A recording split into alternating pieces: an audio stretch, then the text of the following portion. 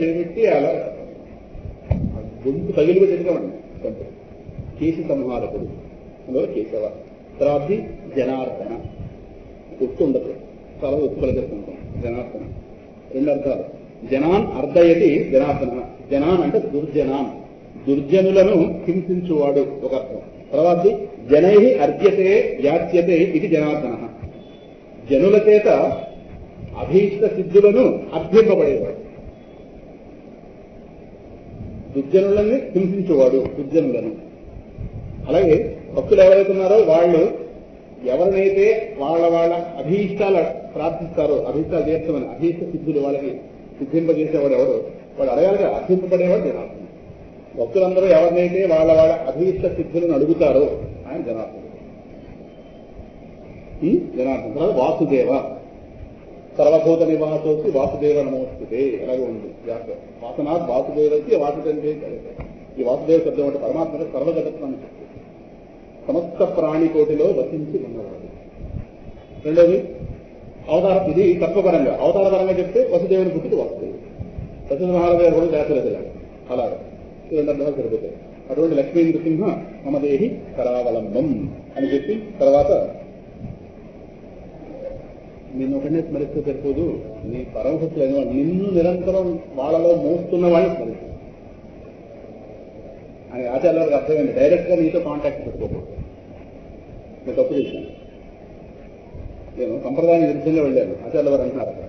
అందువల్ల నీ భక్తుల ద్వారా నేను ఆశ్రయిస్తాను. అయితే లక్ష్మీపతే అని అమ్మవారి పరంగా చెప్పారు, కానీ అమ్మవారి అర్ధాంగి స్థానంలో పెడితే ఇప్పుడు నీ భక్తులు నేను విడిచిపెట్టాను పక్కకి. నువ్వు ఎక్కడుంటావంటే ఎక్కడుంటావో హిరణ్యగర్భులకు అర్థమవుతుంది. కాబట్టి విష్ణు స్థానాలని ఇబ్బంది పెట్టడం ప్రారంభించావు. నువ్వు ఎక్కడుంటావు? హృన్నివాస, కొంతమంది యొక్క హృదయాల్లో ఉంటావు, అక్కడికి వెళ్తానని చెప్పి అక్కడ భక్తుల యొక్క లిస్టు చదవడం ప్రారంభించారు.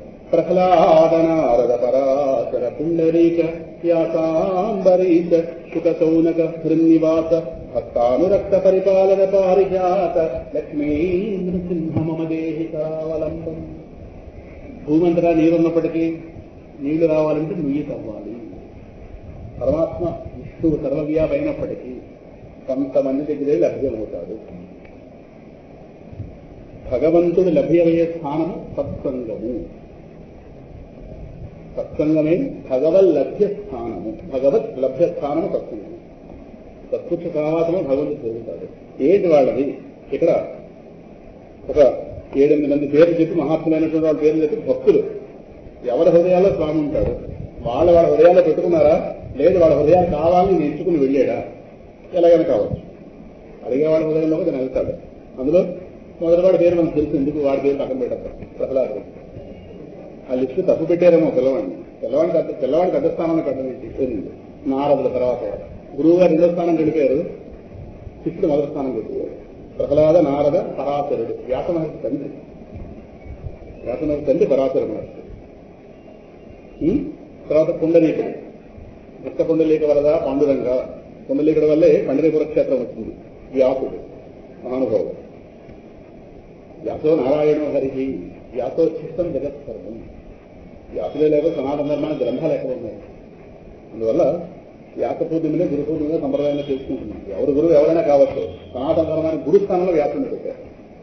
అంటే సృష్టి నిర్వాహకుడైనటువంటి విష్ణువే ఆయా అవతారాల్లో గురు స్వరూపం ధరించి ఆ యుగ ప్రారంభంలో ఆ రాశీభూతమైనటువంటి వేదాలన్నింటినీ కూడా విభజన చేసి ఆ కాలం ప్రజలు చదవగలిగేంత స్థాయిలోకి ఆ గ్రంథాలు తీసుకొస్తారు. వేద విభజన చేసేది కనుక వ్యాసుడు. వ్యాసం అంటే విభజన చేయుట. ఈ యుగానికి సంబంధించి వ్యాసుడు బదరీవనంలో పుట్టాడు. ఆయన బాదరాయణుడు అంటే ఆయన పేరు. పరాశర మహర్షికి సత్యవతి తనయుడు బాదరాయణుడు. వ్యాసుడు చేశాడు కనుక వ్యాసుడు. వేదాలను విభజించాడు కనుక 4 వేదాల కింద రాశీభూతమైనటువంటి వాడిని వేరు చేశాడు వ్యాసుడు. ఆ వ్యాసుడు యొక్క పుట్టినరోజుగా చెప్తారు పున్నమిని, ఆషాఢ పున్నమిని. అందువల్ల వ్యాస పున్నమి, గురు పున్నమి, వాళ్ళ గురువుల్ని వ్యాసుడి దృష్టితో ఆరాధించుకోవాలి. సంప్రదాయం పెద్దలు నేర్పారు. అందువల్ల నిజమైన శిష్యుడికి నిజమైన పండుగ గురు పూర్ణిమి. శ్రీడి బాబా గారు అయితే గురు పూర్ణిమి చాలా ఉత్సవంగా చేశారు. ఒకటి రాముడి యొక్క నవరాత్రులు ప్లస్ గురు పూర్ణిమ, ఈ 2 కూడా ఆయన చాలా గొప్పగా చేశారు. అందుకే గురు పూర్ణిమ సాయి క్షేత్రాలకు విశేషంగా జరుగుతుంది. ఎందుకంటే ఆధ్యాత్మిక మార్గం ఉన్నవాడు వాడు ఒక శిష్యుడుగా ఉన్నాడు కనుక గురువు గారు కనుక ఆరాధనీయం. అందువల్ల అక్కడ వ్యాసుల వారు. తర్వాత అంబరీషుడు, ఈయన గురించి నవమ స్కందంలో వస్తుంది భాగవతంలో. ఉపవాసం ఎలా చేయాలంటే అంబరీషుడులా చేయాలి. వీలైతే 8వ తారీఖు అలాగే ఏకాదశి కనుక అంబరీషుడు ఉపాసనాన్ని చెప్పుకున్నాం. ఏం ఉత్సవాన్ని గురించి ఇందులో ఆదివారం భగవద్గీత క్లాసులో అంబరీషుడి గురించి అలాగే ఏకాదశి 100 మంది ఉపవాసాలు ఉంటారు కనుక ఆ రోజు ఉంటారా? ఎప్పుడైతే మొత్తం మీద ఉన్నా లేకపోయినా అంబరీషుడి గురించి చెప్పుకుని అంబరీషుడు ఉపవాసం గురించి చెప్పుకున్నాం. చూద్దాం ఇందాక సంకల్పం ఉంటుంది. ఏమిటి ఆలోచన వస్తే బుర్రలో మంచి ఆలోచన రావస్తే రావు. శుకుడు మహానుభావం, ఆయన వైభవం ఏంటో జనవరి నిరాకంలోనూ ఫిబ్రవరి ఫస్ట్ వీక్లోనూ చూద్దాం. భాగవతం కదా, భాగవతాన్ని లోకానికి వాళ్ళ నాన్నగారి నుంచి తన మీద అన్నటువంటి స్రవంతి ఏదైతుందో ఆ స్రవంతం లోకానికి ప్రదర్శింపజేసిన మహానుభావుడు. ఇప్పుడు పేరు చెప్పుకుంటే దరిద్రాలు ఉంటారు.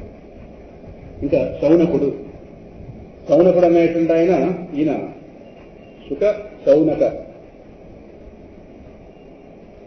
ఈయన నైమిషారణ్యంలో సూత మహాముని దగ్గర నుంచి భాగవతాన్ని విన్నవాడు. వాళ్ళకు సత్రజిత్ యాగం చేశారు. సత్రయాగం దీర్ఘకాలం జరిగే యాగం. ఆ యాగం యొక్క విరామ సమయంలో అప్పుడు వీళ్ళ అదృష్టం బాగుండి సూదుడు అడ్డుకొచ్చాడు. శుకుడు పరీక్ష మహారాజు గారు బోధిస్తున్నప్పుడు సూదుడు కూడా ఉన్నాడు అక్కడ ఆ మహర్షులకు, అక్కడ ఉన్న ఆ గ్రూప్ లో. ఆ మహానుభావుడు ఇక్కడ తర్వాత విచ్చేసిన తర్వాత వీళ్ళందరూ యాగ విరామ సమయంలో మహానుభావాలు సాక్షాత్తు శుకుడు ముఖం నుండి భాగవతాన్ని విన్నవాడు. ధన్యుడది. ఒకసారి నా భాగవతం వినిపిస్తావా అంటే అప్పుడు వాడు నైమిషారణ్యంలో సూత మహాముని చెప్తుంది. సౌనకుడే అడిగాడు. సౌనక మహర్షి మిగతా అందరూ కూర్చున్నారు. వాళ్ళందరూ అప్పుడు ఆ మహానుభావుడు మళ్ళీ భాగవతం చెప్పింది. సూతుడు, ఆ సూతుడికి అసలు పేరు ఉగ్రశ్రవుడు. ఆయన తండ్రి గారు రోమహర్షణుడు. ఆయన వ్యాసుడి యొక్క 4 శిష్యుల్లో ప్రధానంగా రోమహర్షణుడు. ఆ రోమహర్షణుడి యొక్క తనవుడైన ఉగ్రశ్రవుడు, ఆయన అసలు పేరు సూతుడు. అందుకే మీ పురాణాలన్నీ కూడా సూతుడి పేరు మీద ఉంటాయి. సూత ఉవాచాన్ని, సూతుడు అంటే ఆయన యాత్ర నుంచి భాగవతాన్ని శ్రవణం చేసిన మహానుభావుడు శౌనక మహర్షి.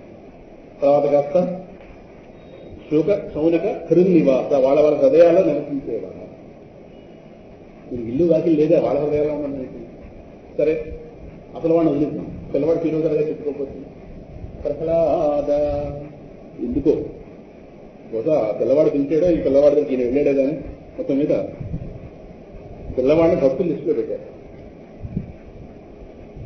భాగవతం ప్రహ్లాదు భక్తుడు కాదు, భక్తే ప్రహ్లాదు. ఇది మార్చుకోండి.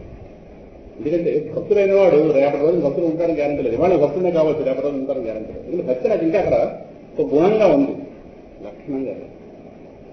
గుణం వేరు, లక్షణం వేరు. గుణం ఎప్పుడైనా మారిపోతుంది. ఇది కొంతకాలం మనం భక్తి చేస్తారు, తనగా భక్తి అయితే ఎగిరిపోతుంది. ఏవో కారణాలు. లక్షణంగా మారితే ఇంకా పోయే అవకాశం. వాడు బతుకున్నంతగా భక్తులు ఏమో ఉంటారు.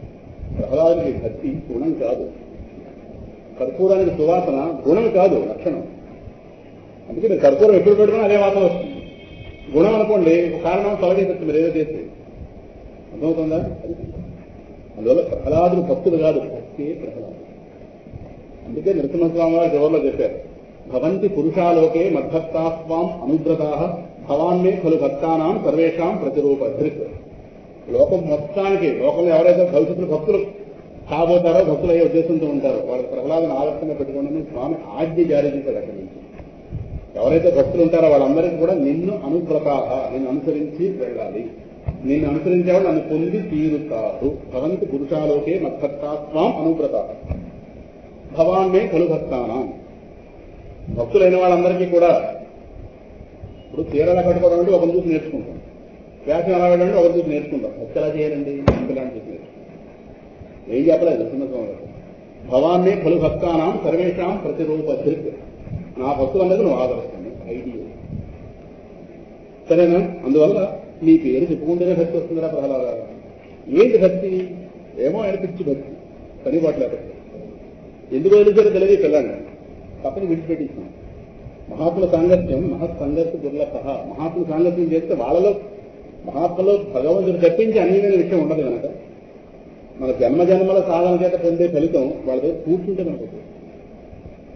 భగవంతుడు ఈ లోకానికి ఇంత ఘోరమైన వ్యవస్థలో పడిచి చాలా దుఃఖంగా పెట్టాడు. కానీ ఈ సత్సంగం అనేటువంటి ఒక పరమ ప్రయోజనం పెట్టాడే, అందుకు భగవంతుడి క్రియేషన్స్ హ్యాక్ ఆఫ్. ఇది ఒక్కటి తెలియదు అనుకోండి, ఎవరో జ్ఞానం పొందేవాడు కాదు. ఆచార్య వరకు సత్పురుష సహవాసంలోనే ఎవరైనా బాగుపడ్డారు. సత్సంగం సామాన్యం కాదు. అంత శ్రమ మనం పడక్కలేదు. శ్రమ పడిన వాళ్ళ దగ్గర కూర్చుంటే వాళ్ళకి శ్రమ కలిగించుకుంటూ ఉంటే వాళ్ళకి మళ్ళీ ఒక ఆలోచనగా మారిపోకూడదు, వాళ్ళకి శ్రమగా మారకూడదు. చిన్నగా కూర్చుంటే మహత్ సంగత్తు దుర్లభ దుర్గమ అమోఘగా ఎక్కడికి 4వ సూత్రం మహత్ సంగత్తు దుర్లభ అగమ్య అమోఘగా. ఇంకా ముఖ్యతస్తు మహత్కృపయైవ భగవత్కృప లేసాత్వ. ఇది 4 సూత్రాలు. భగవత్ ప్రాప్తిలో ముఖ్య స్థానం ఏంటి ఎవరికి? మహాత్ముల సాంగత్యం. ముఖ్యతస్తు మహత్కృపయైవ. ఈ మహాత్ముల యొక్క లిస్ట్ అందుకోసం చెప్పారు. మిగతా మహాత్ముల గురించి గురించుకున్నాం. ఈ పిల్లవాడి గురించి ఏం దురదృష్టమో ఏం జాగ్రత్త. ఇది భారత జాతి వాటికి కొన్ని లక్షల కోట్ల మంది భక్తులతో విరాజులవలసిన ఒక దివ్యమైన వైభవంతో ఉండవలసింది. ఏం దుస్థితో ఈ పిల్లవాడిని పక్కన పెట్టారు, సందేహాలు పక్కన పెట్టారు. పిల్లవాడు ఇది భక్తుడిగా కనిపిస్తుంది కదా, నమస్కారం పెట్టాలని జ్ఞాన మార్గం వాళ్ళు విడిపెట్టారు. కొంచెం పూజలు పురస్కారాలు లాంటి చేయడం కనిపించవు కదా, భక్తులు విడిపెట్టారు. ప్రాణాయామం ఆసనాలు వేసినట్టు కనిపించలేదు కదా, యోగ మార్గం వాళ్ళు విడిచిపెట్టారు. కర్మలు చేయడు కదా, చల్లలేదు లోపల అలా ఇంద్రియాలు ఉడికి అలా కూర్చుంటాడు. కర్మ మార్గం వాళ్ళు విడిచిపెట్టారు.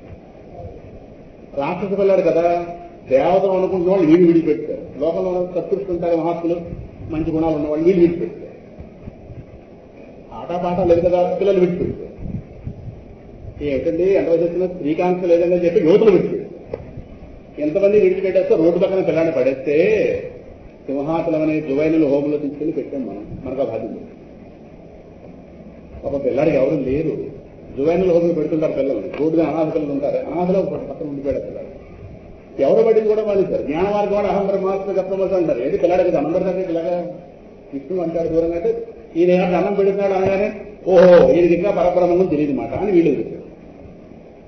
కదా మళ్ళీ ఏదో కుంకుమ పసుపు ఈ పూజలు పాలు ప్యాకెట్ పోయడం దండ వేయడం అవి లేవు ఆయన దగ్గర కదా. ఈయన నాకు అడిగేది కానీ ఈయన పక్కదు పారాయణం చేయడం ఇలాంటివి ఆయన దగ్గర లేవు. ఆవు చుట్టూ తిరగడం చెట్టు చుట్టూ తిరగడం అక్కడ కనిపించదు. అక్కడ ఆడడానికి పక్కకు వచ్చింది.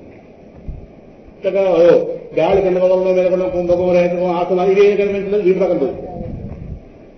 కర్మ చేయడం యజ్ఞం చేయడం ఆయన సమర్పించడం కర్మయోగి చరణం ఉంటేగా ఇంద్రియాలన్నా లోపల కూర్చుపోయి కూర్చునేవాడు. ఏమన్నా ఇది కానీ కర్మిష్టి కాదని వీళ్ళు పక్కకు వస్తుంది. ఆటపాటలు లేవని పిల్లలు చూస్తారు. ప్రపంచకంలో చోటు ఆకార జన్మ విద్యార్థ వరిష్ఠుడే గర్వ సంస్తంభ సంగతుడు కాదు. వివిధ మహానేక విషయ సంపన్నుడే పంచేంద్రియములచే కట్టుబడడు. భవ్యవయోబల ప్రాభవోపేదుడై కామరోషాదుల క్రందుకొనడు. కామిని ప్రముఖ భోగములు ఎన్ని కలిగిన వ్యసన సంశక్తిని ఆ వంక బోడు. విశ్వమందు కన్న భిన్న అర్థములందు వస్తు దృష్టి చేసి వాంఛెడడు. ధరణినాథ దైత్య తనయుండు హరిపరతంత్రుడై హతనమేతంత్రుడు. కామిని ప్రముఖ భోగములు ఎన్ని కలిగినా వ్యసన సంశక్తిని ఆ వంక. ఏమిటంటే మా పక్క చూడని చెప్పి యువతలు విడిచి ఏమిటి చూస్తాడు నీలో ఇక్కడ కూర్చుంటే 7 తర్వాత ఏమవుతుంది దేశం వాళ్ళు చూడేస్తారు. వాడికి నీది ఏమవుతుంది వాడు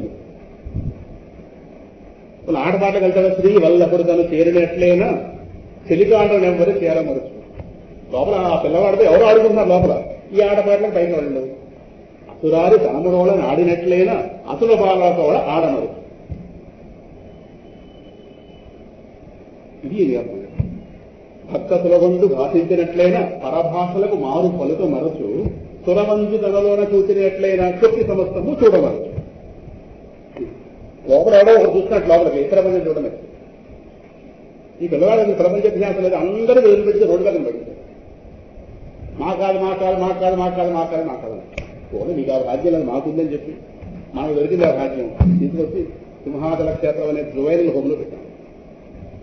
పిల్లవాడు భద్రతలో వచ్చాడు. ఎందుకు వదిలేశారో దురదృష్టం అంతే. ఏమో ఆ పిల్లాడి గురించే కనుక ఫ్రమ్ ద డే 1 కరెక్ట్గా చెప్పుకుంటుంటే ఆధ్యాత్మిక వేరు అవస్థ పడక్కర్లేదు. ప్రతి వాళ్ళు నిత్యం పరమాత్మ సన్నిహితత్వం అనుభవించి తీరేవాళ్ళం. ఈయన వ్యాధి పెట్టడంలో ఒక జ్ఞాన నిధిని దూరం చేసేస్తున్నాం.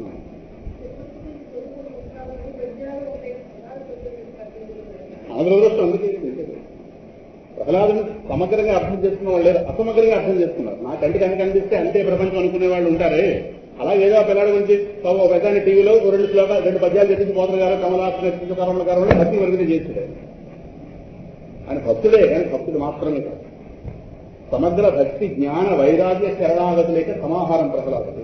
అసలు ప్రహ్లాదులో వైరాగ్యం ఎందుకు స్వామి ఆయన ఎవరిలో వచ్చి కూర్చోవాలి? ఒకటే, మిగతా వాళ్ళు భక్తులు కదా, అందరూ భక్తులే.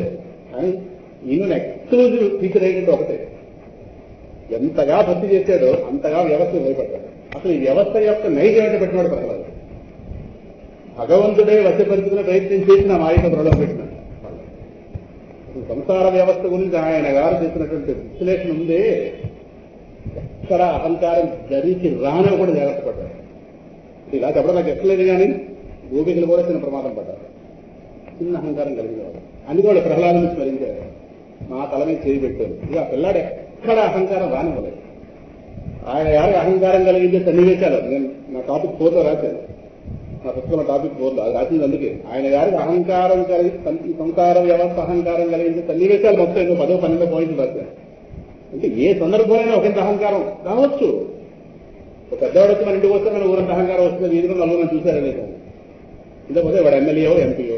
ఇప్పుడు కమ్మపాటి హరిబాబు గారు మా ఇంటికి వస్తే ఆ వీధిలో ఎంతమంది చూశారా అని చూస్తాను. ఎంపీ గారు మా ఇంటికి వచ్చారు కదా, అది చూడకపోతే ఎంపీ బ్రహ్మగారు అండి. బ్రహ్మగారు వచ్చి గడ్డపడుకు ఒక పిల్లాడాన్ని విషయం అలా కల్లో అయిపోతుంటే ఈ పిల్లాడిని పిలిచి అహంకారం కావద్దు. గ్యారెంటీకి వస్తుంది, ఎవరికోసం రాదు. ఎంతమంది ప్రసన్నం చేయలేకపోతే ఈయన గారు నమస్కారంతోనే వాళ్ళు స్తోత్రం చేసినా ప్రసన్నం చేయలేకపోయారు. వీళ్ళు ఈయన గారు నమస్కారంతో ప్రసన్నం చేయాలి. అహంకారం కాదు, ఎవరికోసం రాదు. ఆగోదే ఆశ్చర్యపోవాలి. ఆ మాట రచన పుస్తకం బాగా ఆశ్చర్యపోయాడు. ఆశ్చర్యపడం భృగుడిలా దగ్గర తెచ్చుకుని ఏట్రా పిల్లడా ఏ అసలు నీలో వెతికి చూసిన అహంకారం లేదు. ఈ వ్యవస్థ ఏమిటో పట్టుకోరా. నేను ఏ లక్ష్యంతో వ్యవస్థ తయారు చేశానో, ఏ కోరికతో తయారు చేస్తానో నా కోరిక తీర్చేది. మనం భగవంతుడి కోరికలు తీరుస్తాడా లేదా చూస్తున్నాం, కానీ ఆయన ఏ కోరికతో వ్యవస్థ తయారు చేస్తాడో ఆయన గారికి ముసలి నేర్చుకుందా. ఏం కావాలి ఆయన గారికి? అనన్య భక్తి ఇస్తున్నామా మనం? మన కూతురి ఆయన గారు ఏమో డబ్బు ఇచ్చేయాలా? ఆయన గారు ఏ కోణం ఏ కోరికతో వ్యవస్థ సృష్టించాడో అటువంటి భక్తి మన దేశానికి ఆనందం కలిగించద్దు. అది మన లక్ష్యం కాదా? మన అడగగానే పిల్లలు పెళ్లి చేసేయాలా? అల్లుడేమో ఇంట్లో చెప్పుకి జైల్లో నడవాలా? ఇవన్నీ అయిపోవాలా? ఆయన గారు అడిగిన భక్తి మనం చేయొద్దా? అనన్యాస్తింత ఏంటోమా ఏ జనా పరివాసం చేస్తున్నామా? ఎందుకు తయారు చేసిన ప్రపంచాన్ని దాటిగానే వాడు తయారు చేశాడు, పనిపాడులే చేశాడు. ఇది ఉన్నవాడిని దాటిస్తాడు దాటి. ఇప్పుడు మనకే ఇన్ని నియమాలు ఉంటే ఆయన కాకుండా వాటి నుంచి మనకంటే పెద్దవాడి కిందవాడు. నేను ఇది అడుగుతున్నాను, ఇది ఇస్తేనే దాటిస్తాను, ఇంట్లో పడుంటాను స్పష్టంగా చెప్పాను. ఇలా చేస్తే దాడదాడలేదు అది పడుంటాను. ఎక్కడ పడుంటామంటే ఇందులోనే పడుంటాం. ఆ మూలవరు ఈ మూలవరు ఈ మూలవరు మారుతుంటాం. మూలవరు జన్మలంటే మూల మారగానే అంతే. ఒకరు అది ఏం కొత్తగా లోపల స్వభావం మారదుగా. క్రియేటర్ దేనికోసం క్రియేట్ చేసాడో వ్యవస్థని, ఆ క్రియేషన్లో ఎన్ని పెట్టాడో పరీక్షలు, అహంకారం రావడం ఎన్ని సన్నివేశాలు పెట్టాడో వాటి అన్ని కూలంకషంగా పట్టుకున్నాడు ప్రహ్లాదు. అందుకు ప్రహ్లాదు నెత్తిని పెట్టుకున్నాడు. చిన్న పిల్లవాడిని ఉన్నది పెట్టాలి, గురువుగారు పక్కడిపోయారు. నారద వారు కూడా 2-3 సందర్భాల్లో ప్రమాదంలో పడ్డారు. 2-3 సార్లు ప్రమాదంలో. కానీ ఎంతగాని పాపం పడుకోవాలని బయటికి లేచారు. ఇంత కూడా ప్రమాదంలో పడినవాడు ప్రహ్లాదు. ఎక్కడైనా సరే కంప్లైంట్ వస్తుందేమో, కంప్లైంట్ టోటల్ కంప్లైంట్ అట్రాక్షన్ వస్తుందేమో, ఎక్కడొక దొరుకుతున్నాను అన్నింటిలో. బాధ భరించలేకో లేదా ఆకర్షణ ఆపుకోలేక దొరికిపోతాం ప్రపంచానికి సందర్భం.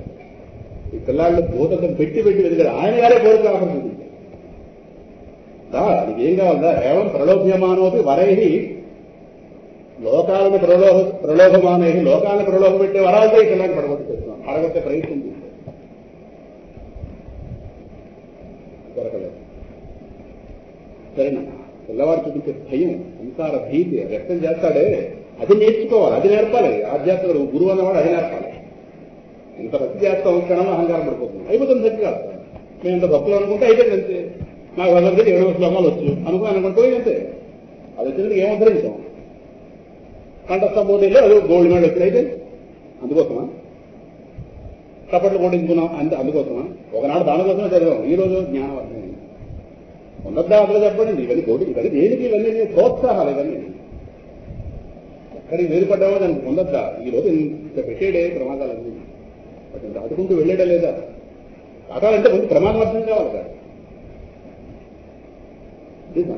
అందువల్ల ఈయన గారి వైభవాన్ని దేవతలకు చూపించాలని ఈయన గారి కోరిక లాభం చూపించాడు. వరై లోక ప్రలోభనై ఏకాంతిత్వాత్ భగవతి నైత్సత్తాన్ అసురోత్తమ అంటారు వ్యాప్తివారి అధ్యాయం. ఏవం ప్రలోభ్యమానోపి వరై లోక ప్రలోభనై, మిగతా లోకులందరినీ ప్రలోభ పెడుతున్నాడే వరాలు చూపించి ఈ విషయాలు ఆ విషయాలు ఈ విషయాలు, ఇంత సెల్ఫోను అంత సెల్ఫోను దిక్కుమాల ఫోన్ ఈ ఫోన్ వీటి వేరే నాయగారు ప్రపంచం పట్టుకొస్తున్నాయి. ఎక్కడో ఒకటి జ్ఞానం బయలుదేరింది ఎవరి బుద్ధులను పుస్తకాలు చదవనా, అది పెట్టి ఆఫీసులో ఆడుకోవడమా, ఇదిగా ప్రపంచంలోకి వచ్చాం. అదే మనకు ఇలా కనిపిస్తుంది. అని ఆయన గారు కూడా పెద్ద సెల్ఫోన్ ఇచ్చాడు 20,000 రూపాయలు, యాపిల్ సెల్ఫోన్. నాకు వద్దు పోను. ఇదెవరు కావాలి? ఏకాంతిత్వాత్ భగవతి అక్కడ మాట వేశారు. అది ఏకాంత భక్తుడు. ప్రహ్లాదు ఏదో అడిగే భక్తుడు కాదు, ఏదో అడగరా బాబు అని చెప్పి స్వామి చేతనే అడిగించుకునే స్థాయి భక్తుడు అని పుస్తకంలో రాశారు. ఆయన వెంటపడ్డాడు, అడగరా అడగరా అడగరా బాబు అడగరా బాబు, నీకేదో వస్తే నాకు తృప్తి లేదు, నీకే ప్రమాదం రాదు ఈ వస్తువు వల్ల, వద్దు వద్దు వద్దు వద్దు వద్దు పోయేటనికి పోవడం. అందుకోసం అయితే పోయేటని వాడు పెడతాడు. కోరికలు వెంటపడితే ఉంది, ఆగితే ఉంది. ప్రహ్లాదు ఒక యూనివర్సిటీ వెళ్తే వాడి జీవితం ఒక యూనివర్సిటీ, అది అర్థమైనటువంటి జారిపోతాం. కదా పిల్లవాడు ఎవరు చెప్పడం మర్చిపోయారు, అందరూ అన్ని కారణాలు వదిలించారు. పిల్లవాడు పెద్ద మాటలు చెప్తే ఎలా ఉంటుంది, ఇది పైత్యం పెట్టిందన్న. అందుకు పెద్దవాళ్ళు అనుకున్నాడు వాడు ఇలా దేవుడు చూసేవాళ్ళు, ఇలా దేవుడు చూసేవాడు, వీళ్ళు వదిలించారు.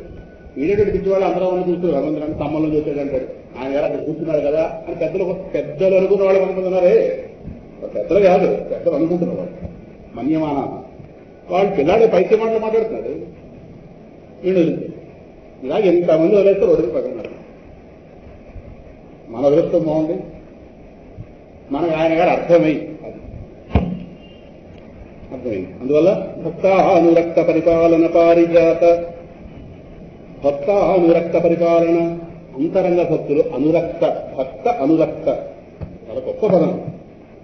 ప్రీతిగా సద్భక్తులు అంటే వాళ్ళకి భగవత్ ప్రీతి పెంచి విషయ ప్రీతి ఉండదు. అటువంటి ఆంతరంగిక భక్తులు ఉన్నారు, ఏకాంత భక్తులు. అటువంటి వాళ్ళని కాపాడే ఓ కల్పవృక్షమా. భక్తానురక్త పరిపాలన పారిజాతం. పారిజాతం అంటే కల్పవృక్షాన్ని మనకు పేరు. కల్పవృక్షం, పారిజాతం ఇవన్నీ కూడా పర్యాయపడాలి ఇవన్నీ.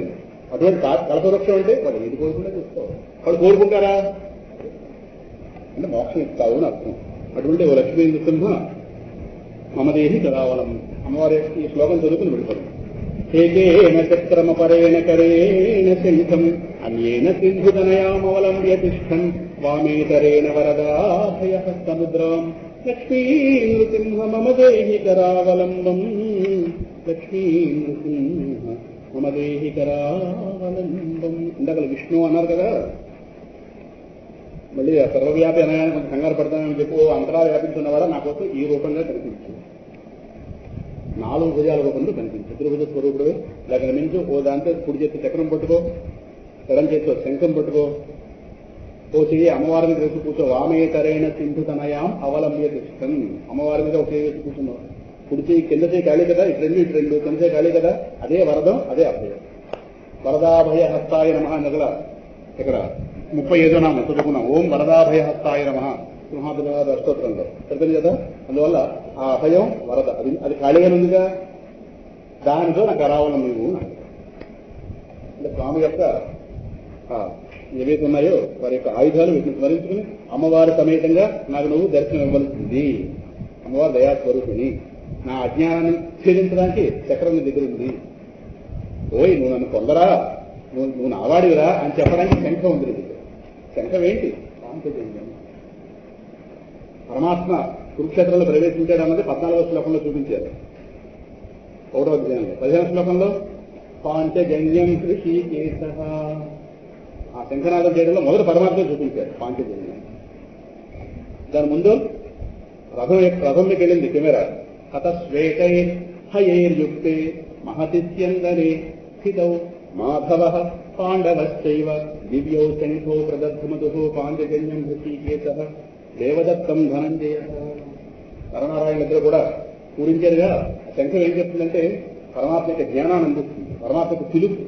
ఎవరిదో ఆతీయని పిలుపు. రేపు పార్తో ప్రారంభిస్తాం. చక్రము ఆ పిలుపు విన్నకుండా మనలో అడ్డుపడుతున్నాయి కదా, వాటిని నరికే అమ్మవారు చేయగలిగిస్తుంది, బోధ చేయిస్తుంటుంది గురుస్వరూపం.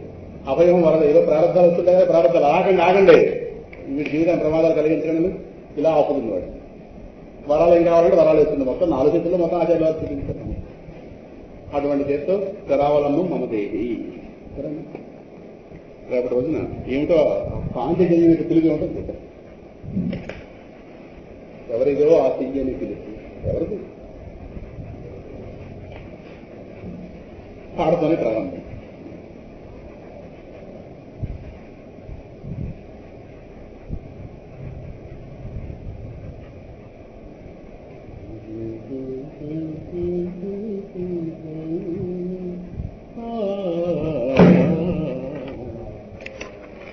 కోటను పంచి బరువించే గీతాచార్యులు. ఈ కాగితాలు భక్తులకు ఇచ్చింది కొట్టింది.